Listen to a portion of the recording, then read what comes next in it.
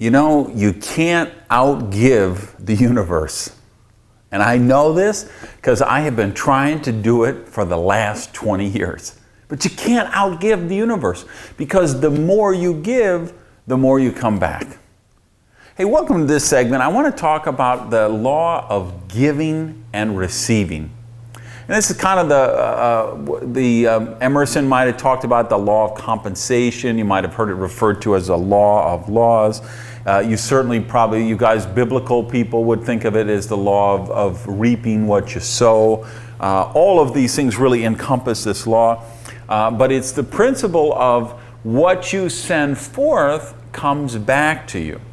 And now this is really the most dynamic and powerful thing about prosperity is the fact that we realize we can control the good in our lives by the good we give away.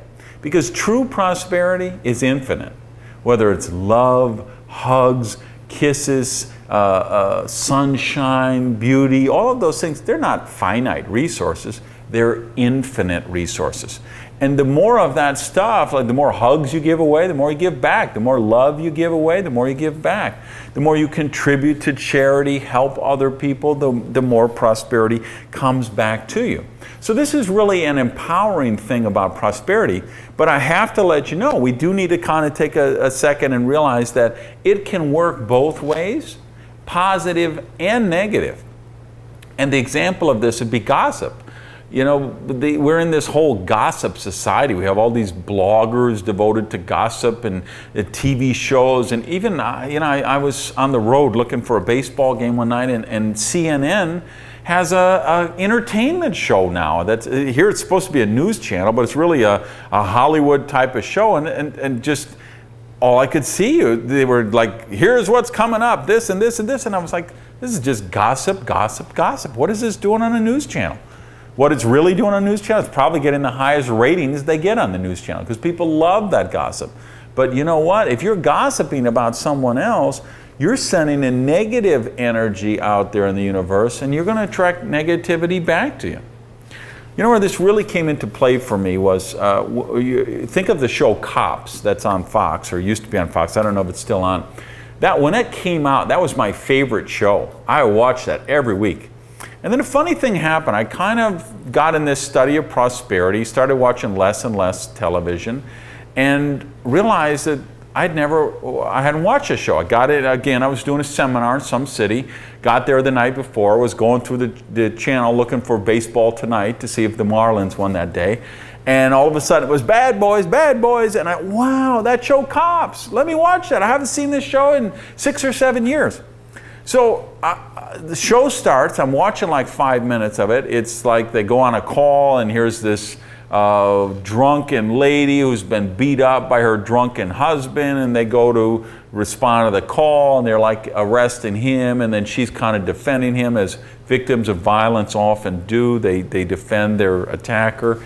And the hair in the back of my neck was going up, my skin was crawling. I realized this is just voyeurism. This is just another form of gossip. And if I watch this show, I'm just creating negative energy for these poor people who are choosing to be victims in this show and be victimized by the circumstances around them. So of course I've never watched the show since, and I would never watch Jerry Springer or any of those other kind of shows. Even give you an idea, one of my favorite shows that I actually watch every year is American Idol. I love talent competitions like that. But what I never watch is the first shows of each season when they show all the bad people, and they'll get a stadium full of people. It's not like the judges watch all those people. They'll have 20,000 people in a stadium. They have screeners who screen those people out. The judges might see 200 of those 20,000 people. And of course what they do is they pick like 180 really good people, so the judges can pick the best ones to send to the competition in Hollywood or wherever. And then they'll pick the worst people, people who couldn't carry a tune in a bucket, because they're going to make fun of those people and use them for the specials, the 2-hour specials during sweep weeks. Well, I don't watch those shows because, again, that's just voyeuristic gossip. I would be sending out negative energy, and so would you. So we want to make sure that what we're sending out there is positive stuff, so we're attracting positive stuff. So we pay things forward, we do random acts of kindness, we just go out there celebrating people in a giving, loving way, and we don't do it with expectation. You can't say, well, I'm going to do this one good thing and I'm going to see how the universe pays me back. It doesn't work that way. It's like tithing. We'll talk about that on one of these videos.